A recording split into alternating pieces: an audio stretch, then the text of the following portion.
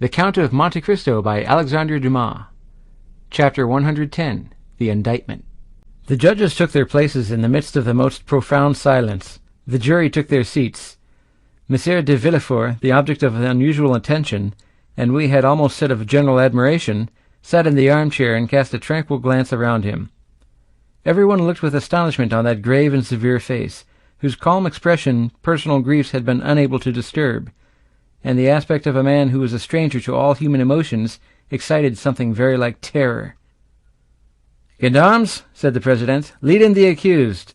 At these words the public attention became more tense, and all eyes were turned towards the door through which Benedetto was to enter. The same impression was experienced by all present, and no one was deceived by the expression of his countenance. His features bore no sign of that deep emotion which stops the beating of the heart and blanches the cheek. His hands, gracefully placed, one upon his hat, the other in the opening of his white waistcoat, were not at all tremulous. His eye was calm and even brilliant. Scarcely had he entered the hall when he glanced at the whole body of magistrates and assistants. His eye rested longer on the President, and still more so on the King's attorney. By the side of André was stationed the lawyer who was to conduct his defense, and who had been appointed by the court, for André disdained to pay any attention to those details, to which he appeared to attach no importance. The lawyer was a young man with light hair whose face expressed 100 times more emotion than that which characterized the prisoner. The President called for the indictment, revised, as we know, by the clever and implacable pen of Villefort. During the reading of this, which was long, the public attention was continually drawn towards André, who bore the inspection with Spartan unconcern. Villefort had never been so concise and eloquent. The crime was depicted in the most vivid colors, the former life of the prisoner, his transformation, a review of his life from the earliest period, were set forth with all the talent that a knowledge of human life could furnish to a mind like that of the procureur.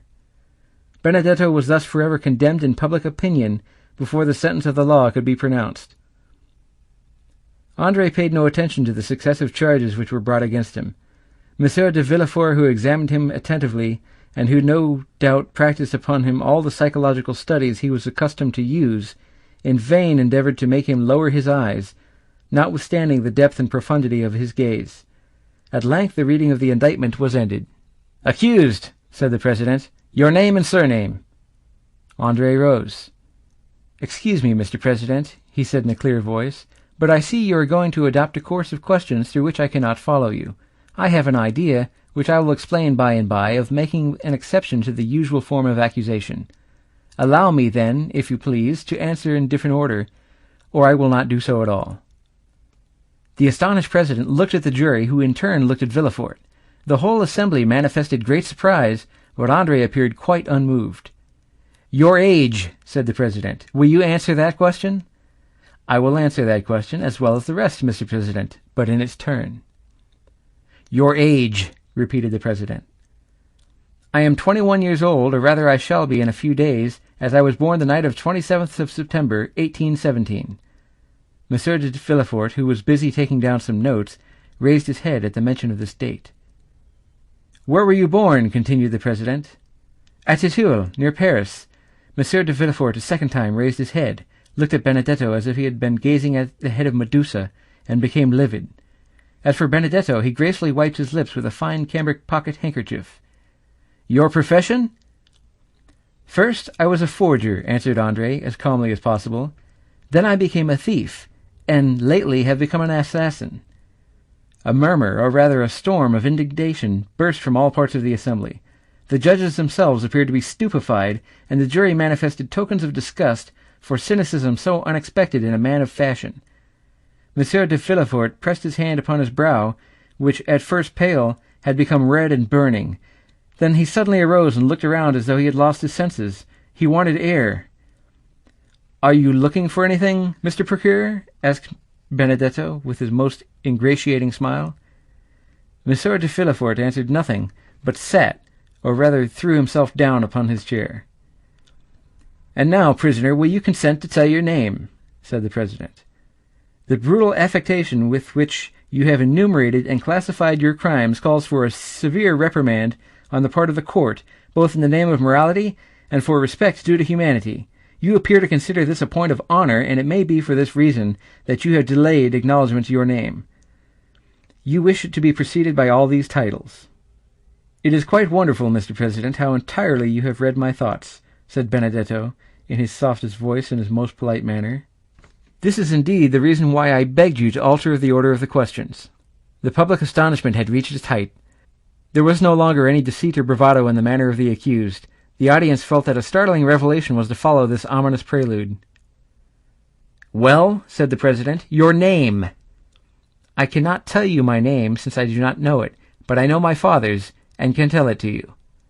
A painful giddiness overwhelmed Villefort. Great drops of acrid sweat fell from his face upon the papers which he held in his convulsed hand.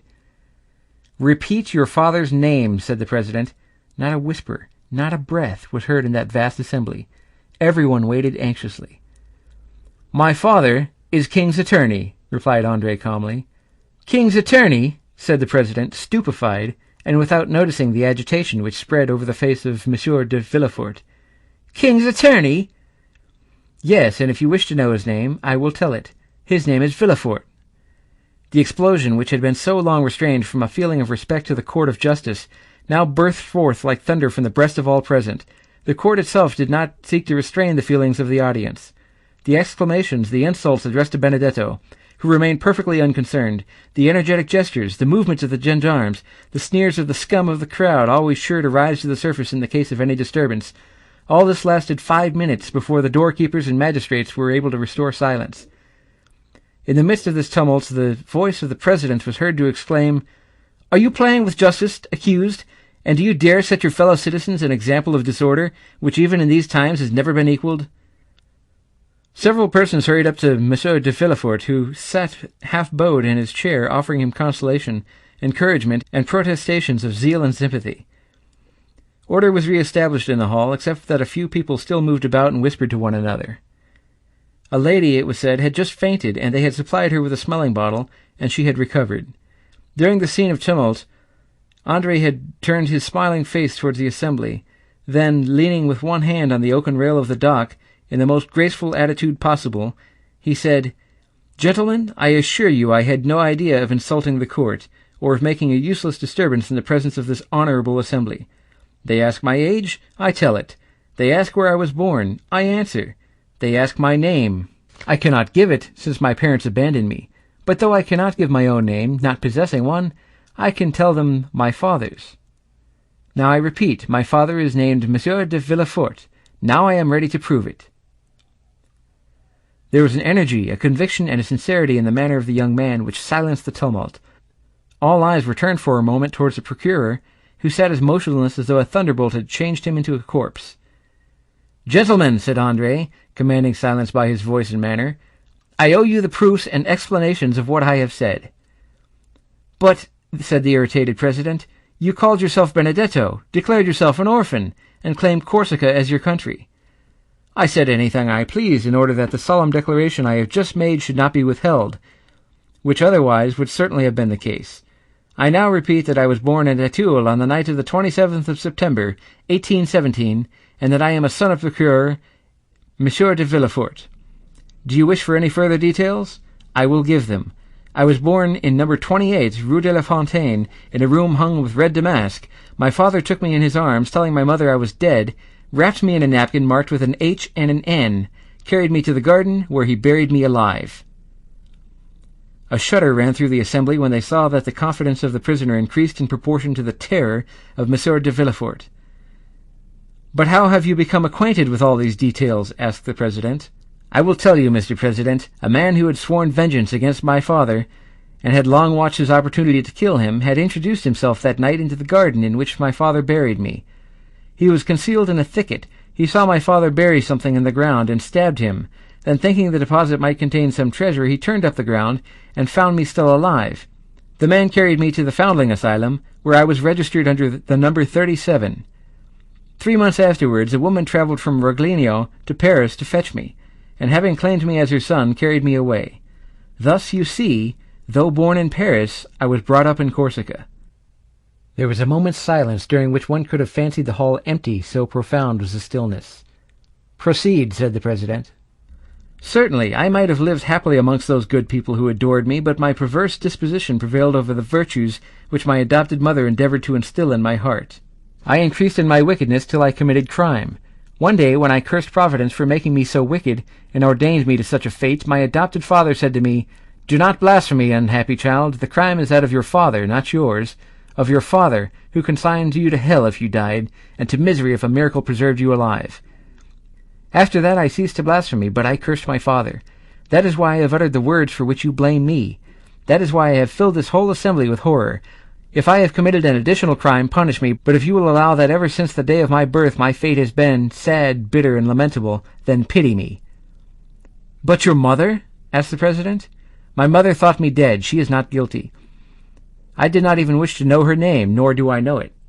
Just then a piercing cry, ended in a sob, burst from the center of the crowd, who encircled the lady who had before fainted, and who now fell into a violent fit of hysterics. She was carried out of the hall, the thick veil which concealed her face dropped off, and Madame Danglars was recognized. Notwithstanding his shattered nerves, the ringing sensation in his ears, and the madness which turned his brain, Villefort rose as he perceived her. "The proofs! The proofs!" said the President. "Remember, the tissue of horrors must be supported by the clearest proofs." "The proofs?" said Benedetto, laughing. "Do you want proofs?" "Yes." "Well, then look at Monsieur de Villefort, and then ask me for proofs." Everyone turned towards the procureur, who, unable to bear the universal gaze now riveted on him alone, advanced staggering into the midst of the tribunal, with his hair dishevelled and his face indented with the mark of his nails.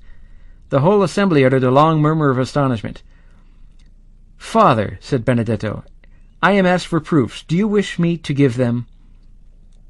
"No, no, it is useless," stammered Monsieur de Villefort in a hoarse voice. "No, it is useless."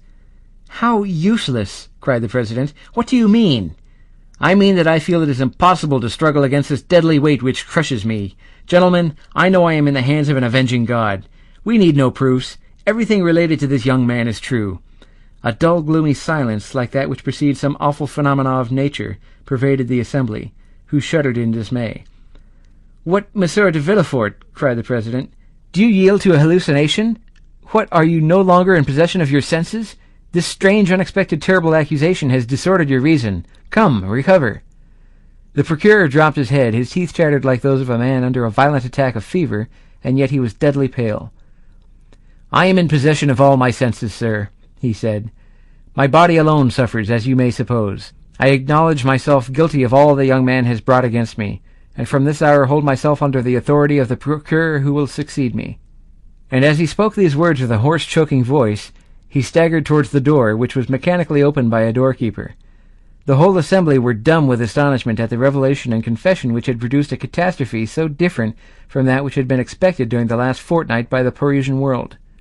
"Well," said Beauchamp, "let them now say that drama is unnatural." "Ma foi," said Chateau Renaud, "I would rather end my career like Monsieur de Morcerf. A pistol shot seems quite delightful compared with this catastrophe." "And moreover it kills," said Beauchamp. "And to think that I had an idea of marrying his daughter," said Debray. "She did well to die, poor girl." "The sitting is adjourned, gentlemen," said the President. "Fresh inquiries will be made, and the case will be tried next session by another magistrate." As for André, who was calm and more interesting than ever, he left the hall, escorted by gendarmes, who involuntarily paid him some attention. "Well, what do you think of this, my fine fellow?" asked Debray of the sergeant-at-arms, slipping a louis into his hand. "There will be extenuating circumstances," he replied. End of chapter 110.